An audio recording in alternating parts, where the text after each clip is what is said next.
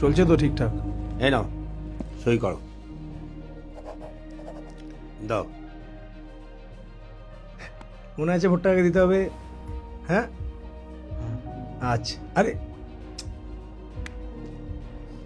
জয় বাংলা বলতে হবে না তো কাকে দেবে ভোটটা। আর শোনো, যদি মনে হয় একবার দেবে আমাকে বলবে, ব্যবস্থা করে দেবো, কেমন? ঠিক আছে। আর কাকা তো জানে কাকে দিতে হবে, বলতে হবে না।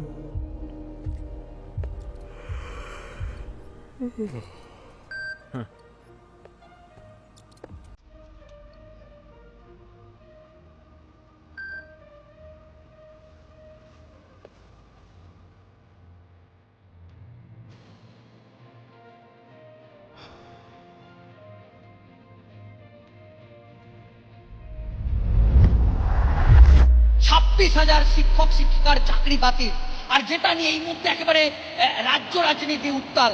যারা নিরপরাধ হওয়ার পরেও চাকরি হারালো তাদের ভবিষ্যৎ কি হবে? দাদা, হ্যাঁ বল। তারা মৃত্যুর কোলে ঢলে পড়বে, নাকি যেভাবে এই প্রবলেমগুলো ক্রিয়েট হয়েছে সেই প্রবলেমের জায়গা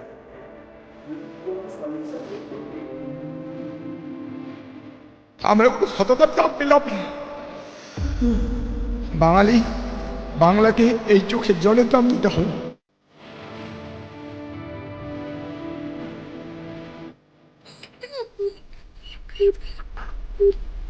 The number you are trying to call is currently not reachable. Please try again later. The CBI has ruled out gang rape in the RG Kar rape and murder investigation, solely fixing the crime on one accused.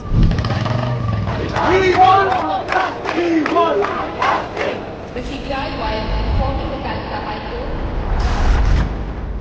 Hello, হ্যাঁ এসে গেছি। জলদি আয়, এখানে কটা ছেলে আমায় follow করছে। প্লিজ তাড়াতাড়ি আয়। দাঁড়া, আমি ঘুরে আসছি। আমরা পশ্চিমবঙ্গে আজকে আমরা কি ধরনের অত্যাচার আমাদের সহ্য করতে হচ্ছে? We demand justice, and by justice we mean justice.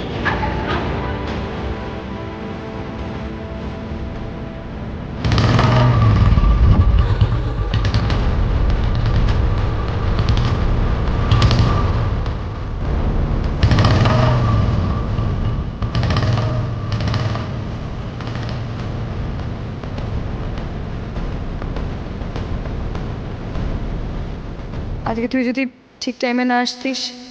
কি আর হতো? তোর বাড়ি গেলে 10 লাখ টাকা পেত।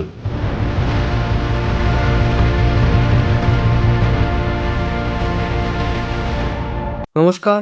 পশ্চিমবঙ্গের রাজনীতি কি সত্যি এতটা নিচে নেমে গেছে যে একজন জনপ্রিয় সোশ্যাল মিডিয়ার ইনফ্লুয়েন্সারকে রাতারাতি অপরাধী বানিয়ে দেওয়া যায়, নাকি জনপ্রিয়তার আড়ালে লুকিয়ে থাকে অন্য কোনো অন্ধকার সত্যি?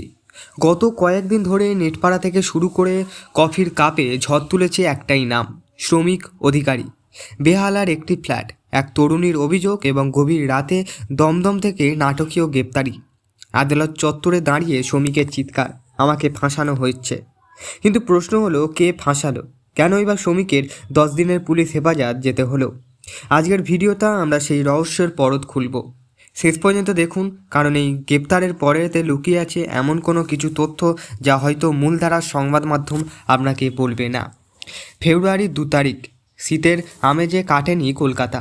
অভিযোগকারীদের দাবি অনুযায়ী তাকে সাহায্যর নাম করে বেহালার একটি ফ্ল্যাটে রেখেছিলেন শ্রমিক। বন্ধুত্বের সুযোগ নিয়ে নাকি তাকে সারা রাত আটক রাখা হয়। অভিযোগটা শুনে গায়ে কাঁটা দেয়। জোর করে বিবস্ত করার চেষ্টা, মারধর এবং অকথ্য শারীরিক নির্যাতন। আচ্ছা, একটা কথা ভাবুন তো, আজকের দিনে যেখানে একটা মেসেজ করলেই পুলিশ দোরগোড়ায় চলে আসে, সেখানে একজন শিক্ষিত ইনফ্লুয়েন্সার কি এতটাই বোকা যে নিজের ফ্ল্যাটে কাউকে আটকে রেখে এমন কাণ্ড করবেন? নাকি এর পেছনে রয়েছে কোনো বৃহত্তর নাটক?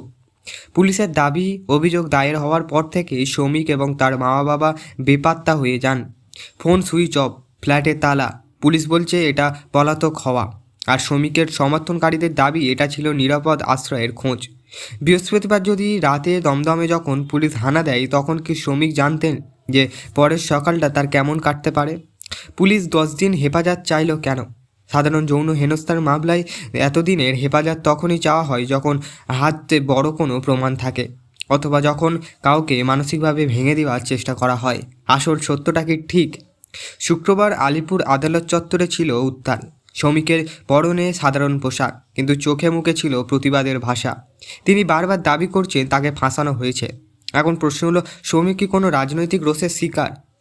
আমরা দেখেছি ইদানিং পশ্চিমবঙ্গে যারা শাসক দলের বিরুদ্ধে কথা বলছে বা স্বাধীন চিন্তাধারা প্রচার করছে, তাদের বিরুদ্ধে অনেক সময় নানান রকমের মামলা সাজানো হয়। শ্রমিকের ভিডিওগুলোই এই রকম কিছু ছিল যা নবান্নের অস্বস্তি বাড়িয়েছিল। সাম্প্রতি একটা ভিডিও যেটা প্রথমে দেখলেন, সেটা নিয়ে বেশ তোলপাড় শুরু হয়েছে সোশ্যাল মিডিয়ায়। যদিও আদালত তার আইনজীবীর আংশিক দায় স্বীকার ইঙ্গিত দিয়েছেন বলে খবর, কিন্তু এই ইঙ্গিত কতটা সত্য আর কতটা চাপের মুখে বলা তা নিয়ে প্রশ্ন থেকেই যায়। ভাই, আজকাল দিনে তো বন্ধুত্ব শব্দটাই মানে বদলে গেছে। আজ যে বন্ধু, কাল সে অভিযোগকারী, তাই না?